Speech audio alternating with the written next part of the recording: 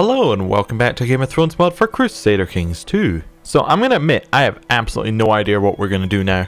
Like, my entire plan rested on us going into here and either dying or coming back with a dragon egg or a sword. But turns out what actually happened is we came back and we're now, you know, followers of the Yitai faith.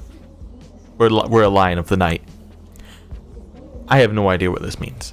But we will carry on. So we can go into hiding. I guess somebody's trying to kill us. Oh, I always forget opening that lags the entire game because we have too many plots going on. Right, let's see if we can spot. Let's sort by target. We're looking for Daemon. Who's trying to kill us? Nobody's trying to kill us?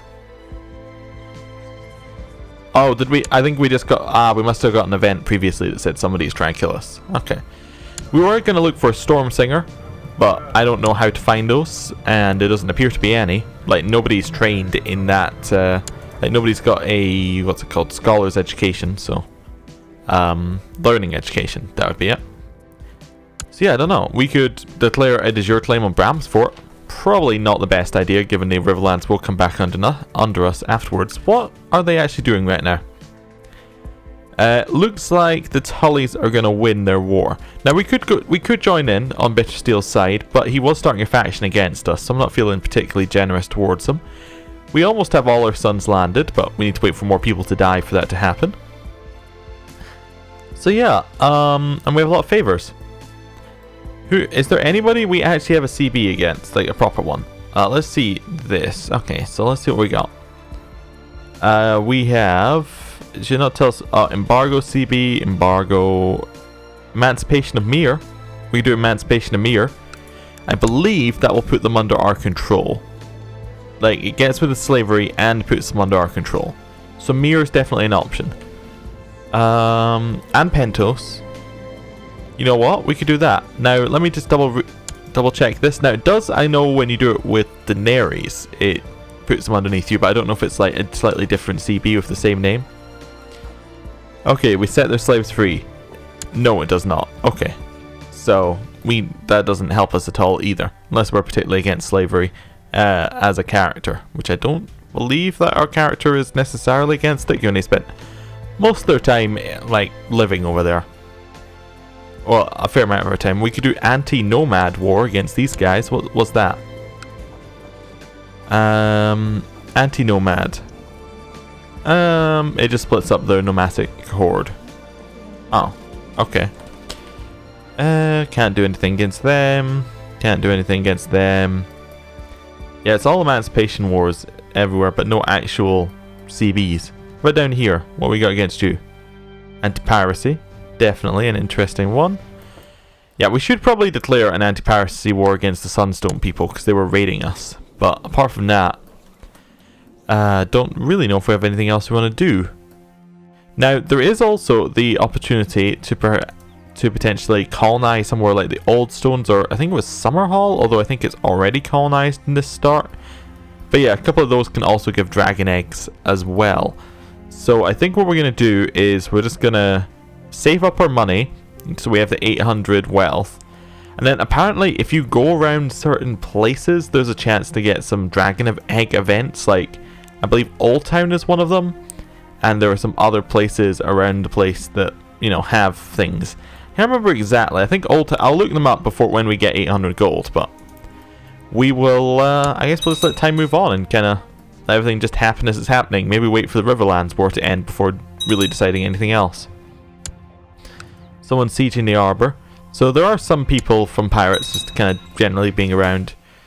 I don't really feel like, I know that we could attack the pirates and it's an option, but they only have like 100 gold, and there's not really a large chance of catching our grandchildren. In fact, wait, did his father died? Oh, he was killed by us in personal combat. Oh yes, I remember that. Wait, am I confused? I don't know if I should. Nope, I'm confused for no reason. I think it might be because he was blinded or something, because he appears to have.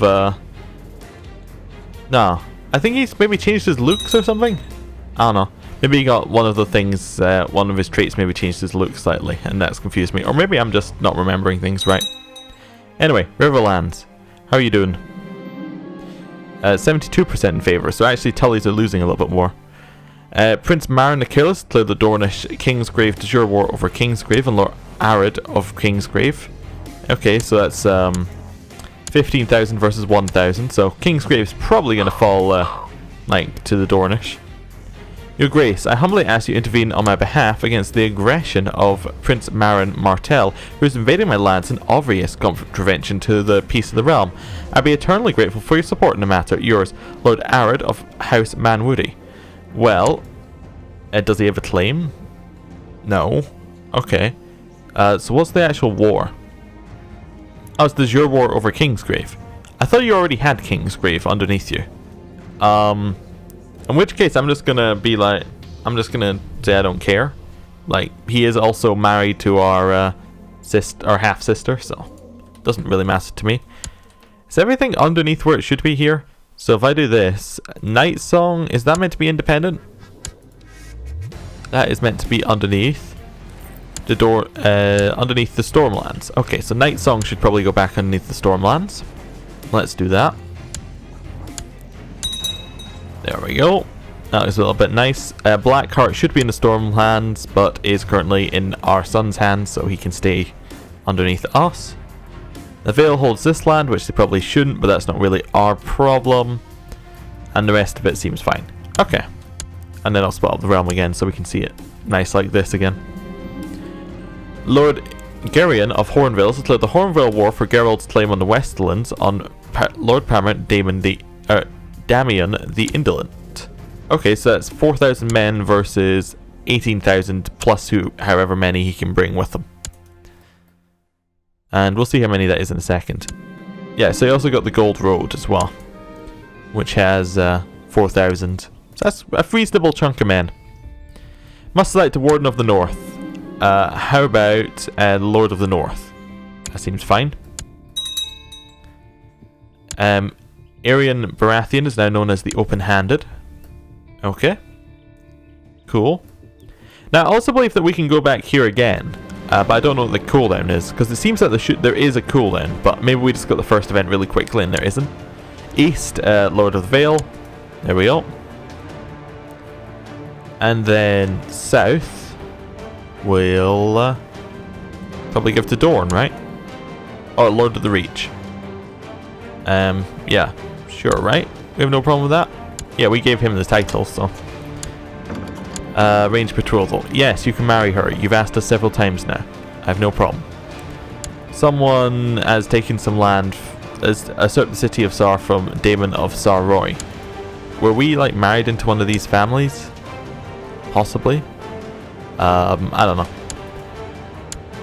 We're not getting any more pop-ups about it, so that's about it. Lady Irina dragged her unfaithful spouse, Lord Viserys, before me and insists I should punish him. Okay. Our cousin, Lord Viserys Plum. We don't like him very much, so I think we'll punish him. Yeah. My liege, peace be with you. I've discovered a plot where Lord Roge of Stokeworth seeks to kill King Daemon the Beggar King. Okay. Stop that. We're going to imprison you. The men sent to Stokeworth to arrest Lord Roge Stokeworth were unable to get past his guards. Lord Rogue saw the futility in resisting, however, and surrendered himself to your custody. Well, I'm fairly certain we should call you for a trial. There we go. Lord Roge of Stokeworth has demanded a trial before the court, which Sir Quentin shall oversee to ensure justice is served. He begins to present his defence, and some decent arguments were made. Men in the court seem to sympathise with him. That's worrying. Sir Quentin stuttered, stammered, and incoherently rambled in front of the accused, who rebuked his questions and accusations with ease. Unfortunately, his argument was so boring, many at court appeared to fall asleep. A verdict has been reached. Sir Quentin proclaims Roge of House Stokeworth is innocent. Now, again, this is different from the, I believe I've done this before, but it's different than the, the Kingsguard who actually tried to kill us. We only heard, like, from our spy master that look, Lord Stokeworth was trying to kill us, so. We didn't really have any other proof other than the trial, so we will let him go this time. Yes. You lose prestige though for doing it. Right, how is your war going over here? It looks like you're taking some things. 84% in favor of the Tullys. Alright. Right. So still kinda thinking about what to do. And waiting for our gold to come back. I think we might do another trip. And Kingsgrave has lost their war. Yeah. Unsurprisingly. If we do something like this, you should be able to see they're all back underneath now. Right. Let's raise up some men. And then some boats. Get the men on the boats. We're going to lead the men ourselves. Not going to take Bertrand with us. Are going to take our Kingsguard with us. And then we're going to go head off to, you know, we're going to head over here again. See what happens. Lady Asia of Golden Grove has usurped the title Lordship of Golden Grove from Lady Eleanor of Northmarch. So the Rowans have taken the land from the Rowans. Oh, okay. Yep. Your Grace, I humbly request that I be legitimised and fully recognised by a member of my house as to affirm my rightful rule of the Bloody Gate. Regard Sir Wallace, an Aaron of Gulltown. Okay. Now, my opinion of him is pretty low. So I think we're going to say no. Yeah. We don't like him very much. And that's effectively the main trait there. Like, we're... He wasn't legitimized by, like, the only person he could be legitimized was by us, because his parents weren't, like, his father did not legitimize him. I assume his father held the title before he did. So, I don't know. I could be wrong though. Alright, Your Grace, it's come to the Council's attention that Ko Arako has legalized slavery in the Remeko, what's it called? Clan? Yeah. This despite a treaty that was enforced by another country making it illegal there. As this is an abhorrent practice is outlawed in your realm, we now advise you that an invasion to liberate will be largely seen as just. Okay. Here's a thought. Maybe you can't get the events if you are of the Yitai faith. That could be it. Yeah, that might be it actually. And that would explain why it gives that as one of the options. Like, I'm not entirely sure, but my guessing would be maybe there's something to do in the lore with the Yitai faith, like being able to pass through these bits without any problem or something. I don't know. Somebody probably knows more than I do here. But it seems like we're not getting any more events, basically. So we'll head back. There we go. Didn't cost us, like, very much to do that anyway, so. Worth checking. Right. And now we're still waiting for the Riverlands to have their war end. My courtier, Valar Targaryen, has expressed a desire to get married and has asked for my permission to find a suitable spouse. Do we let Valar marry? I could say no. I can let him find someone, or I will find him someone. Maybe we'll find him someone. That gives us something to do. So, who do we want to marry Valar? I'm also going to set him a special interest very temporarily, just so that we can go back and forth from him. Well, Valar is a like, what do we? He's a potential claimant, so we probably want to put him with somebody that we trust, kind of further down the line of succession. So somewhere where there's no power. That would make sense. So, who do we like? I mean, we could give him somewhere in the Stormlands. We're alright with him. Westerlands, we like him a lot more. Reach, we're kind of alright with. Dorne, not so much. I think the Reach is probably looking like the best place. So we'll go find him somewhere in the Reach that we can, like somewhere out of the way. Someone he can marry here. And maybe the daughter in the Reach or something. Or like some offshoot house.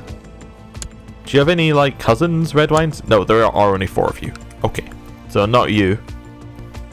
Let's just pick somewhere in the Reach that's not very powerful. There we go. How about Lord Eustace of the Arbor, the Osgreys? Married to... Wait, what? They're very progressive in the Reach, apparently. Okay. I didn't know that could happen. That's weird. I'm just seeing if there's anybody around who might be good. Okay. So instead of just randomly looking, let's think about this again. Who do we want Valar to, like... Maybe we want to marry him far away? But then he could do what we did and marry someone like in Tyrosh and then use their power to get the throne. We want to try and avoid that. So maybe we want to just... maybe we just want to marry him off to like... I was going to say to one of our daughters, but that then doesn't make sense because that increases his chance of... that increases his the legitimacy of his claim, kind of from an RP side opposed to from an in-game mechanics side. All of this is that at this point anyway. I have absolutely no idea. I probably should have just said let him marry him, choose someone himself, but I thought this could be fun. How about we look in the list of... wait, can we have this list happening? There we go. That way round. There we go. So we'd look for somebody who's around the right age. Okay, so these... It would probably at least be a noble. Is there no noble people available here? Yeah, it rather seems... Oh, there we go. We got a noble. We got a strong. Who are the strongs? That was Melwa Strong, was one of our Kingsguard at one point, wasn't he? Oh no, he was just a knight or something. Someone who we asked to be on our Kingsguard. That seems reasonable. Yeah. Someone in King's Landing who's not very powerful, you know, but still a noble house. Yeah. They get a lot of prestige from it, and we don't. And we get somebody who can watch over them. I think Melwa Strong was that person, right? I'm sure we asked him to be on our Kingsguard. Lord Paramount Devon of the Westlands has inherited the Kingdom of the Westlands and other titles from Lord Paramount Damian of the Westlands. So that means that Davin Crackhull is now in charge. And I was just checking there. Bertrand is still number 6 in line. Lord Summer of the Crag usurped the High Lordship of the Crag from Lord Jaime the Open-Handed. So that's Sumner Westerling has usurped it from Jaime Banefort. And Lord Paramount Aaron the Open-Handed has led the second Stormlander Blackheart de jure war over Blackheart on Prince Aemon of the Iron Throne, which we're going to again ask him to not do. Command to end war. Yep.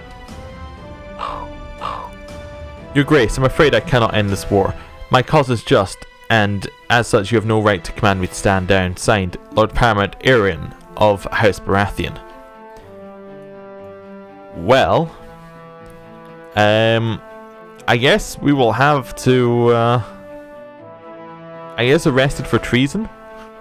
I don't know, branding a traitor is one thing, but like, I think we actually want to go and arrest him. Because, well, we really don't want him attacking our son. Oh, we imprisoned him. Okay, Lord Paramount Arian is safely locked away in my dungeons awaiting his fate. Well, what do we want to do with him? We call him for a trial? No, because he has said no to... because we already basically had that when he... Okay. So we can't call him for a trial because he was already... Like, we already know what he did. We told him to stand down and he refused, and then we imprisoned him. Guess we could command him to end the war now. Can we take his titles? Where's revoke title? Title cannot be the target of justification for any ongoing war. Is not in non-aggression pact with Lord Paramount Arian. Okay. Well, we could break our non-aggression pact if that's the level that we need to go to. Did we not marry into their family? I forget. One of you not married to one of our daughters? No. Who did we marry into? I keep forgetting because we have so many children. You married Sir Lionel Baratheon. Okay, who is the grandchild of Aerion. Okay. And would be second in line? Fourth in line. Okay. I think we would banish him. I think that seems like an option that we could go with. It's not too bad. It means Axel takes over. Because we don't really want to break ties with the Baratheons. We just want to break ties with Aerion, who has refused to do what we say. I think that seems like the best option. Yeah. Okay. We'll do that. He has been banished to Night's Watch. And the Stormlands is now in control of Axel. Axel doesn't necessarily hate us because we did that. Okay, cool. So, I'm going to end the episode here. Thank you for watching. I'll see you next time. Goodbye.